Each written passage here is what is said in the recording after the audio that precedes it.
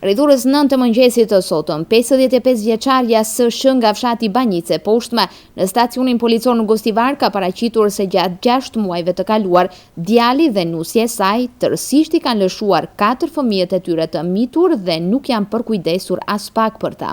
Djali dhe nusja nuk kanë jetuar bashk, por nuk kanë qenë të ndarë ligjërisht, kështu që përkujdesja ndaj fëmijëve ka ngelur vetëm brenge gjyshes, si në aspekt financiar, ashtu edhe në çdo aspekt të përditshmërisë. Nga sektori i punëve të brendshme Tetov njoftojnë se i kanë ndërmarrë të gjitha masat për zbardhje të rrethanave të këtij rasti të denoncuar nga gjyshja, ndërsa ndaj prindërve të 4 fëmijëve të mitur do të pasojë kallëzim penal. Ndryshe, lëshimi nga përkujdesja dhe keqtrajtimi i fëmijëve të mitur paraqet vepër penale për të cilin në nenin 201 të Kodit Penal të Republikës së Maqedonisë është parapar burg në kozgjatje prej 5 viteve, varësisht nga pasojat e shkaktuara tek fëmijët. Nëse pasojat vërtetohen të jenë më të mëdha, prindërit rrezikojnë që të përballen edhe me 10 vite burg.